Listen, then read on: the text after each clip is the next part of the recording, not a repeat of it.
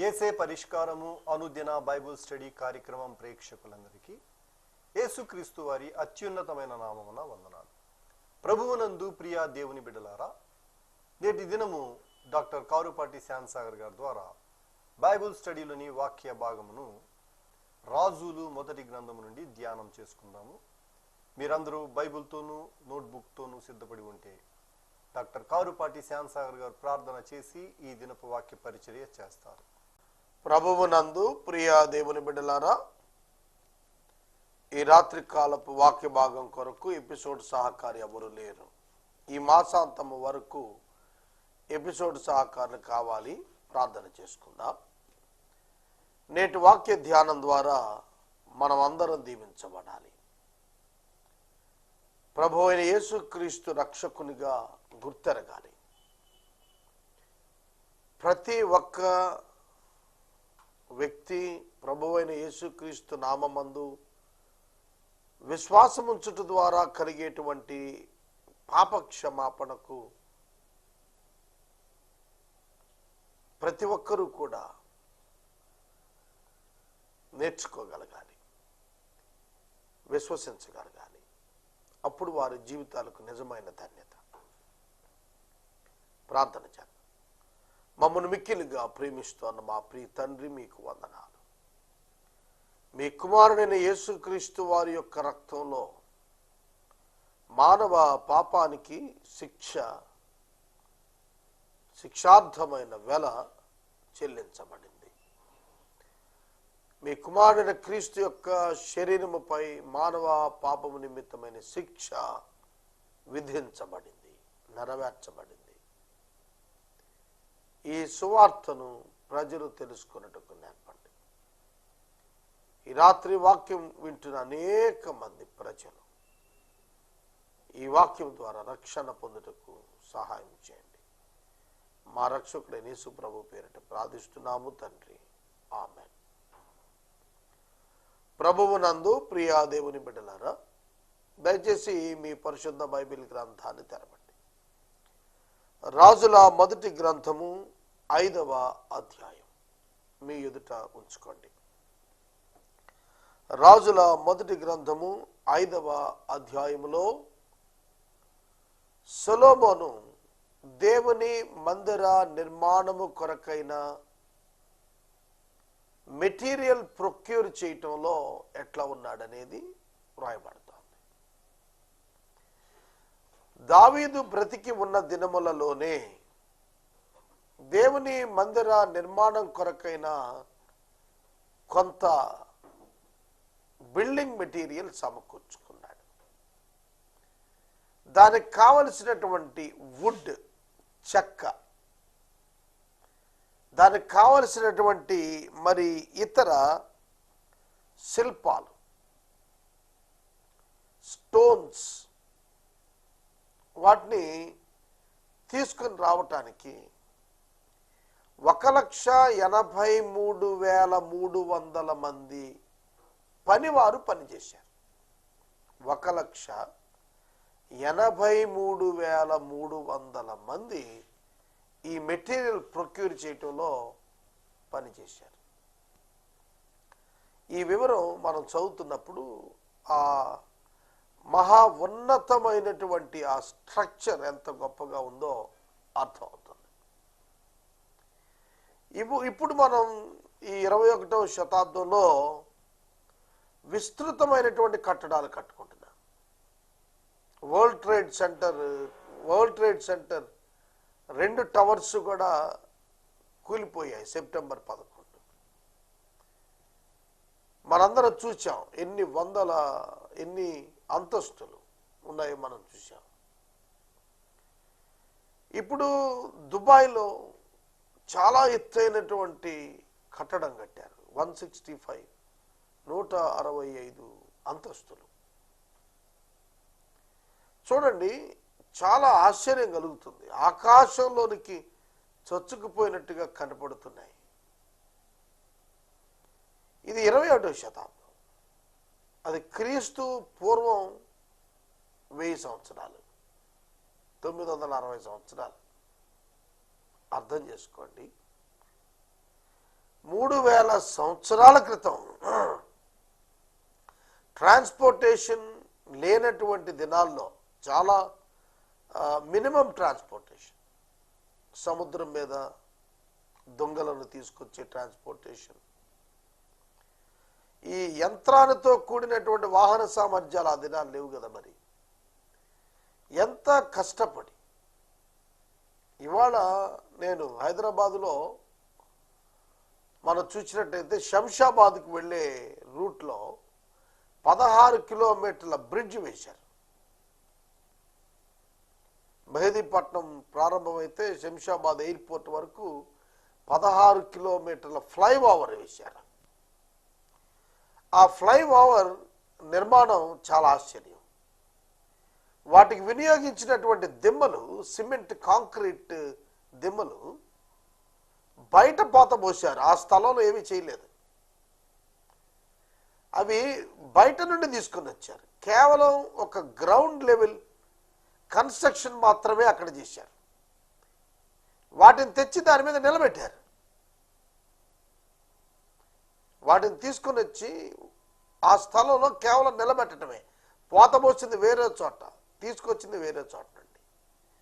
చాలా పెద్ద పెద్ద క్రేన్స్తోని ఆ కాంక్రీట్ దిమ్మలను పైకి లేపి వాటిని నిలబెట్టడం స్వయాన నేను చూశానండి.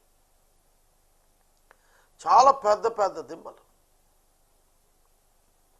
ఈ రోజుల్లో ఈ టెక్నాలజీ ఉంది. క్రేన్స్ ఉన్నాయి, హైడ్రాలిక్ క్రేన్స్ వచ్చేసాయి, చాలా యంత్రాలు వచ్చేసాయి, వెయిట్ లిఫ్ట్ చేసే యంత్రాలు వచ్చేసాయి. వాటి ఎలక్ట్రిఫికేషన్ చూశాను నేను, ఆశ్చర్యం. వాటిని వెల్డింగ్ చేసే విధానం చూశాను. జాయింట్స్ని ఇంపోర్టెడ్ మిషనరీ తెచ్చారు. మరి 3000 సంవత్సరాల క్రితం ఇవేమున్నాయి? ఇవేమున్నాయంటారు? మరి అట్లాంటి దినాల్లో సొలొమోను ఆర్కిటెక్ట్ ఎంత గొప్ప నిర్మాణం చేశాడు. సొలొమోను మందిర నిర్మాణం చేసిన తరువాత దాన్ని పడగొట్టే సందర్భం మనం చూస్తే నెబుకద్నెజరు కల్దీయుల చక్రవర్తి బబులోను నుండి వచ్చి ఆ మందిరాన్ని నాశనం చేశాడు. క్రీస్తుపూర్వం 586లో. ఇంచుమించుగా 400 సంవత్సరాలు చెక్కు చెదరకుండా ఉంది ఆ కన్స్ట్రక్షన్. వింటున్నారా? నేను చెప్పాను కదా ఇంతకు ముందు శంషాబాద్ వెళ్ళే రూట్లో వేసిన బ్రిడ్జ్ 400 సంవత్సరాలు ఉంటుందా?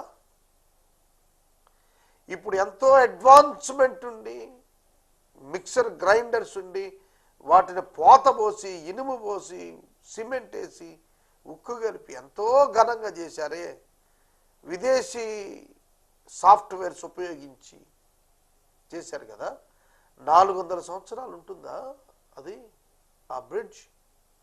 ఖచ్చితంగా ఉండదు. 100 years ప్లానింగ్. మనకి గోదావరి నది మీద ఆర్థర్ కాటన్ గారు ఉన్నప్పుడు బ్రిటిషర్ ఆయన, వారు ఉండగా వేసినటువంటి బ్రిడ్జ్ ఉంది చూశారు. 100 years దాని లైఫ్ ఆయన ఇచ్చింది. కానీ 120 years వరకు వాడాం మనం. 100 years అయిపోయిన తర్వాత ఆటోమేటిక్గా గవర్నమెంట్ స్టాప్ చేసేసింది దాని మీద రాకపోకలు. ఆ పైన ఉన్నటువంటి మెటల్ తీసేశారు. ఎందుకు నేను చెబుతున్నానంటే ఇదంతా కూడా సొలొమోను ఆనాడు నిర్మాణం చేసినటువంటి మందిరం ఎంత బలమైనటువంటిదిగా తరతరాల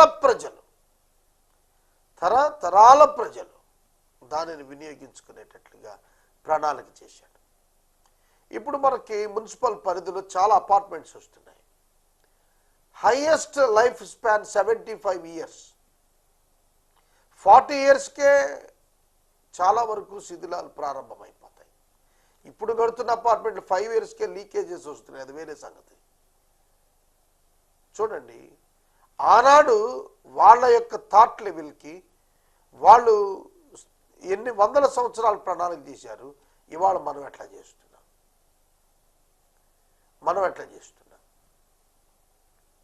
ప్రియమైన దేవుని బిడ్డలారా, కొంచెం సమాచారం నేను ఇస్తున్నాను. ఎందుకంటే ఆ రోజు జరిగిందే చెప్పుకుంటూ పోతే కాదు, ఈనాటితో కంపేర్ చేస్తేనే మనకు అర్థమవుతుంది.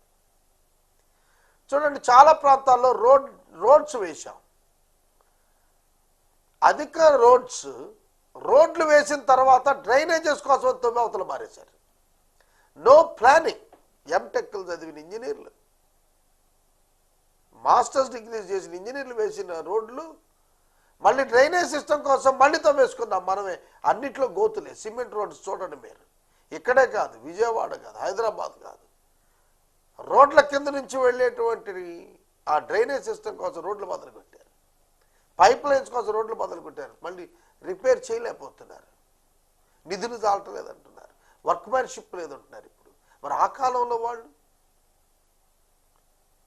వారి డిసిప్లిన్ వేరు, వారి యొక్క కమిట్మెంట్ వేరు, వారి స్కిల్ వేరు. ఈరోజు సామిల్స్ వచ్చేసాయి, అంటే కోత మిషన్లు. ఓ పెద్ద చెట్టు నరికింది ముక్కలు చేయడానికి రంపాలు వచ్చాయి, మిషన్ రంపాలు. ఇదివరకు ఇద్దరు మనుషులు పట్టుకుని కోసేవాళ్ళు కదా, అట్లా కాదు ఇప్పుడు. అంత మెషిన్స్ వచ్చేసాయి. ఇంత అడ్వాన్స్మెంట్ వస్తేనే మనం ఇట్లా ఉంటే, ఏ అడ్వాన్స్మెంట్ లేకుండా వనరులు తక్కువ పెట్టుకుని మ్యాన్ పవర్తో వాళ్ళు చేసినటువంటి గొప్ప కట్టడం యెరూషలేము మందిరం. అంత పైకి ఎట్లా వెళ్ళిందండి? స్టోన్స్ ఎట్లా వెళ్ళాయి అంత పైకి? మనం గనక ఇదే అధ్యాయంలో చూస్తే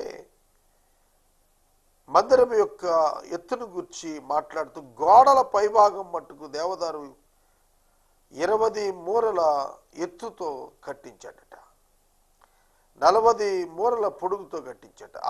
ఆ హైట్కి ఆ రాళ్ళు ఎట్లా చేర్చారు, ఆ దొంగలు ఎట్లా చేర్చారు,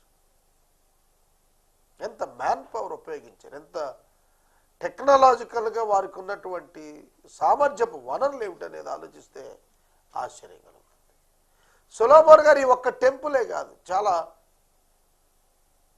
పట్టణాలు నిర్మాణం చేశాడు, గృహ సముదాయాలు నిర్మాణం చేశాడు, టౌన్షిప్స్ నిర్మాణం చేశాడు, కోటలు కట్టించాడు. విత్ ఇన్ 40 years, 40 సంవత్సరాల్లో. బ్రిటిష్ వాళ్ళు వేసి వెళ్ళిన రోడ్స్తో కంపేర్ చేస్తే మన రోడ్స్ వెరీ ఫ్యూ డెవలప్మెంట్ అయ్యాయి. ఈ మధ్య కాలంలో హైవేస్ డెవలప్ అయ్యాయి, కానీ మీరు గమనించండి, బ్రిటిషర్స్ వేసినటువంటి రోడ్ మ్యాప్, రోడ్ లైన్స్ ఇప్పటికీ కూడా మనకు హెల్ప్ఫుల్గా ఉన్నాయి. 60 సంవత్సరాలు మనం ప్రభుత్వాల్లోకి వచ్చి, స్వాతంత్రం వచ్చి, వెరీ ఫ్యూ రోడ్స్ డెవలప్ అయ్యాయి. అలాగే రైల్ ట్రాక్స్ కూడా, రైల్వే ట్రాక్స్ కూడా చాలా తక్కువ డెవలప్ అయ్యాయి. ఎందుకు చెబుతున్నానంటే ఇవన్నీ కూడా ఆనాటి అభివృద్ధి. ఆనాడు వాళ్ళు ఒక్క మనిషి కదా సొలొమోను, 2 లక్షల మంది కదా ఎంప్లాయీస్. మరి ఇవాళ ఒక రైల్వేస్లోనే కొన్ని వేల మంది, లక్షల మంది ఉద్యోగాలు ఉన్నారే. గవర్నమెంట్లో, సెంట్రల్ గవర్నమెంట్, స్టేట్ గవర్నమెంట్లో ఎన్ని లక్షల మంది ఉన్నారు. మున్సిపాలిటీ ఎన్ని లక్షల మంది ఉన్నారు. స్టాటిస్టిక్స్ తీస్తే ఆ రోజుకి ఈ రోజుకి కమిట్మెంట్ ఎంత తేడా ఉంది. నేను 5వ అధ్యాయం ప్రారంభించడానికి ముందు ఈ వివరణ చాలాసేపు చెప్పాను. ఎందుకు చెప్తూ వచ్చానంటే, ఇంచుమించుగా మీకు 15 నిమిషాల పాటు ఇదే చెప్పాను నేను. ఎందుకు చెప్పాల్సి వచ్చిందంటే, ఆ దినాలలో ఉన్న వ్యక్తుల యొక్క మానసిక స్థితి, వారికి ఉన్నటువంటి దీక్ష, పట్టుదల ఈనాడు ఎంతమందిలో కనిపిస్తున్నాయి. ఎక్కడికక్కడ లంచగొండితనం, సిమెంట్ దొంగలు, ఇనుము దొంగలు, ఇసుక దొంగలు, కాంట్రాక్టర్స్లో పర్సంటేజ్లు ఇంకేడ నిలబడతాయండి. కనుక ఈనాడైనా సరే అభివృద్ధి సాధించాలంటే, ఘనమైనటువంటి పటిష్ట స్థితికి వెళ్ళాలంటే కావలసినది విలువలు అని మనం గుర్తెరగాలి. నాట్ ఓన్లీ ద ఎడ్యుకేషన్, విద్య ఒక్కటే కాదు కావాల్సింది, నిపుణత ఒక్కటే కాదు, విలువలు కావాలి. విలువలు లేని వ్యక్తులు దేశానికి చీడ పురుగులు. దేశాన్ని ఒక పచ్చని చెట్టు అయితే దాన్ని తినేసేటువంటి ఆ పురుగులు ఎవరంటే విలువలు లేని సామర్థ్యం కలిగిన వారు. సామర్థ్యం ఉంది, వెరీ గుడ్, కానీ విలువలు లేకపోతే అది ప్రమాదకరం. హెజార్డస్, ప్రమాదకరం.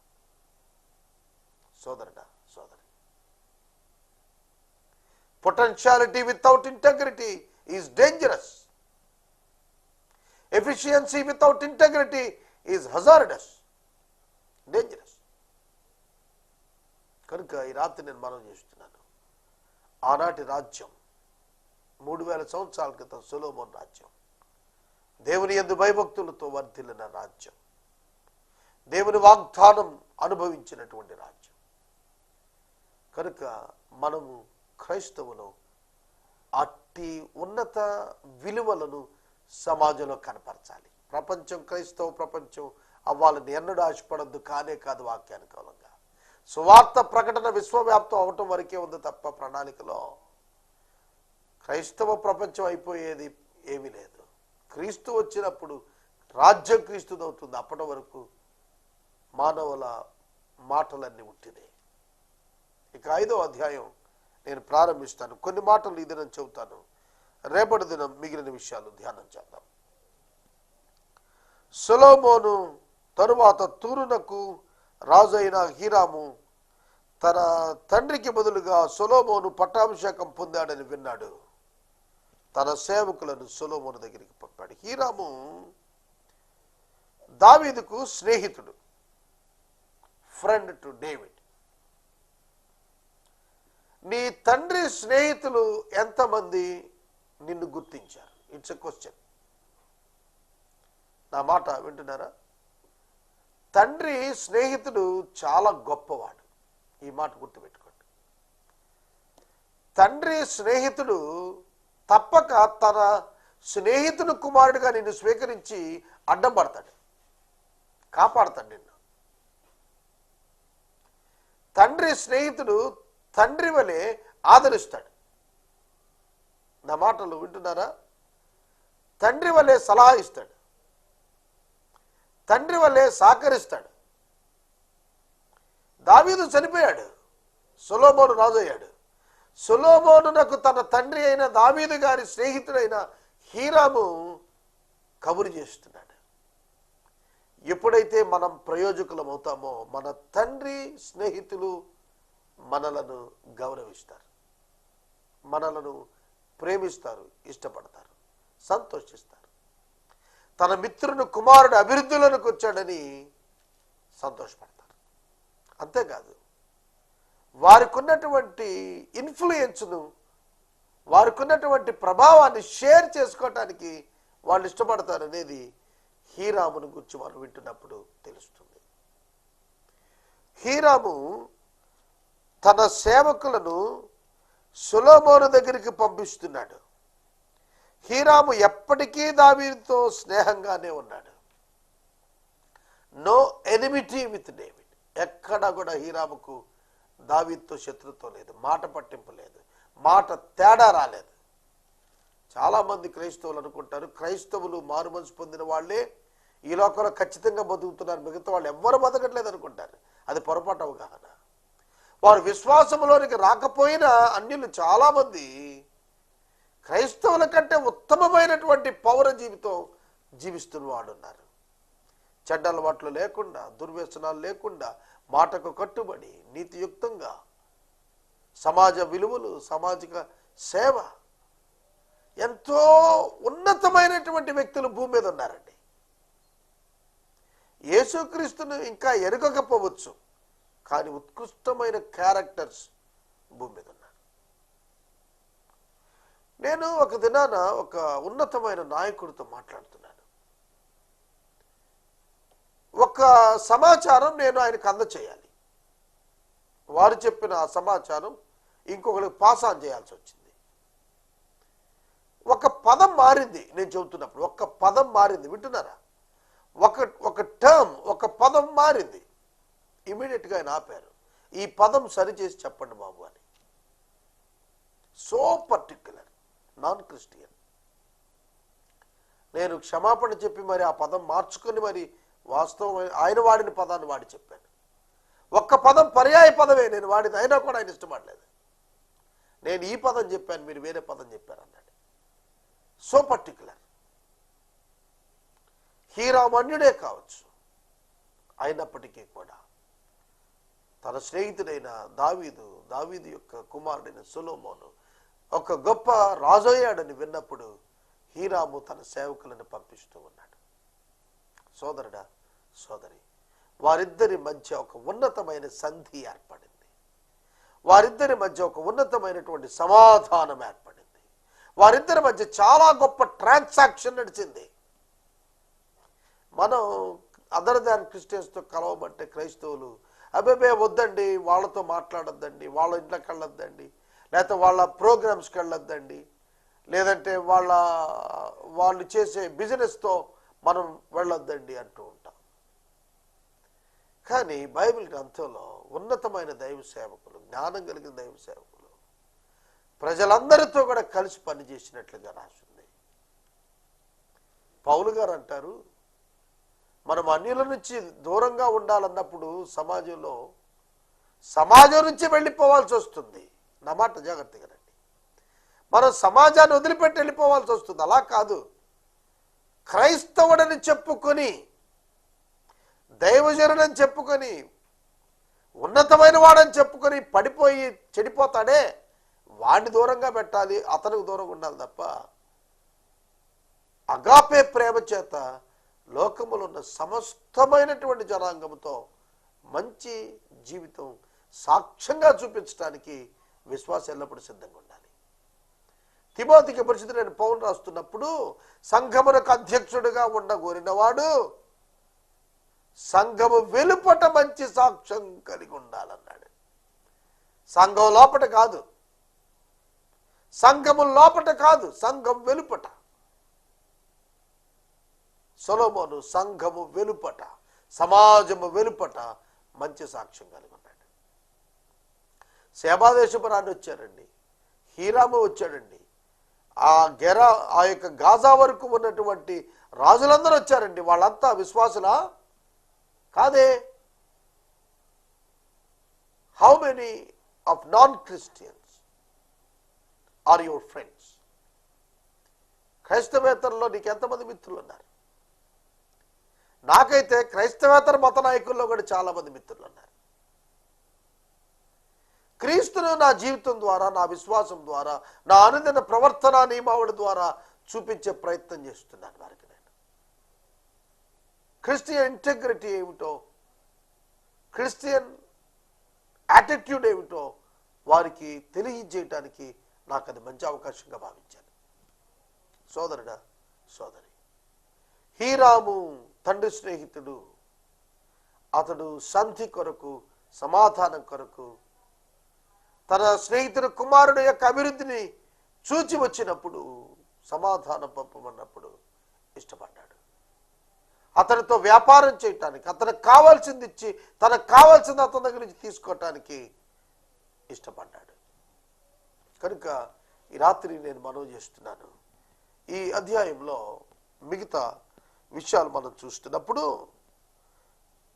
సొలొమోను వర్తమానం పంపించాడు హీరాము దగ్గరికి. ఏమని తెలిసిన, నా తండ్రి అయిన దావీదు శత్రువులను యెహోవా అతని పాదాల కింద అణిచే వరకు అన్ని వైపుల యుద్ధాలు అతనికి కలిగి ఉన్నాయి.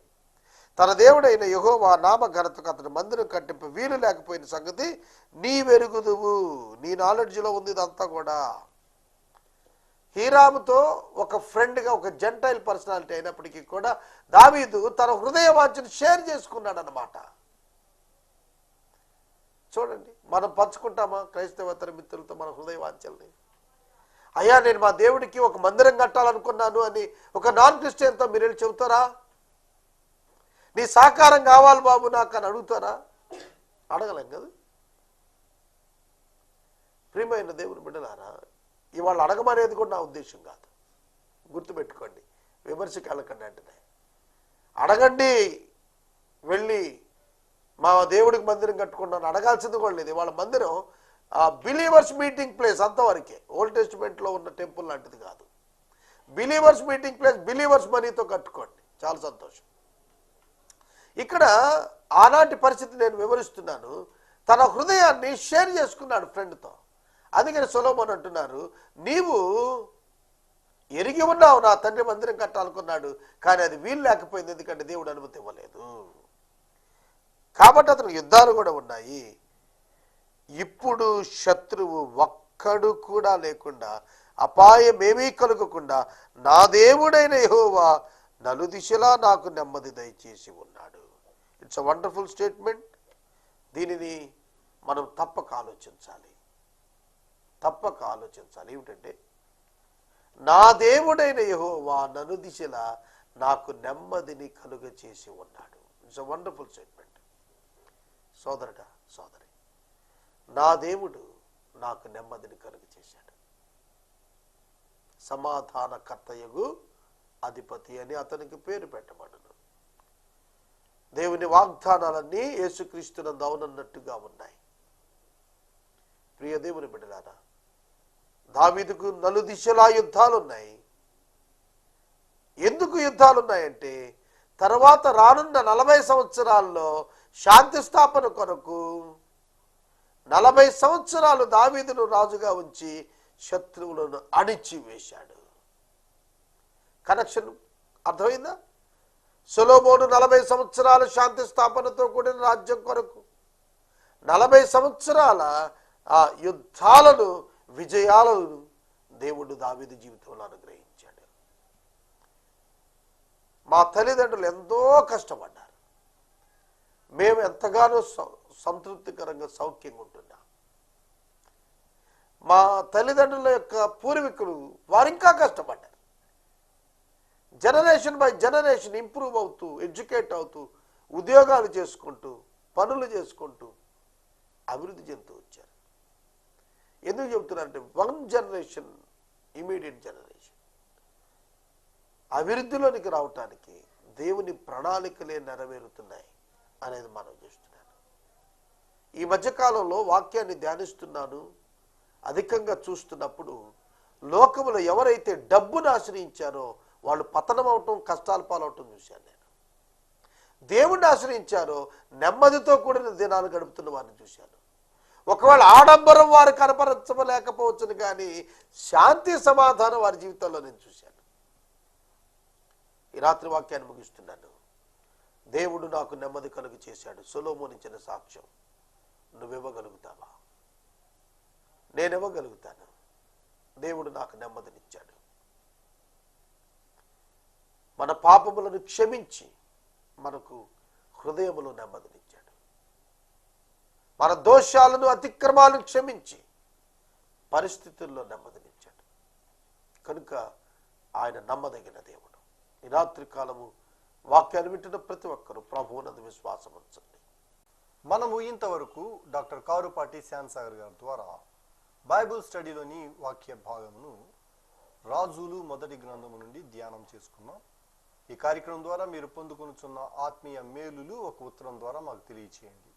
మీ ప్రార్థనా మనవులు మాకు తెలియచేస్తే ఏసే పరిష్కారం కార్యాలయంలో ఏర్పాటు చేసిన ప్రత్యేక ప్రార్థనా శిబిరంలో మీ కొరకు ప్రార్థిస్తాం.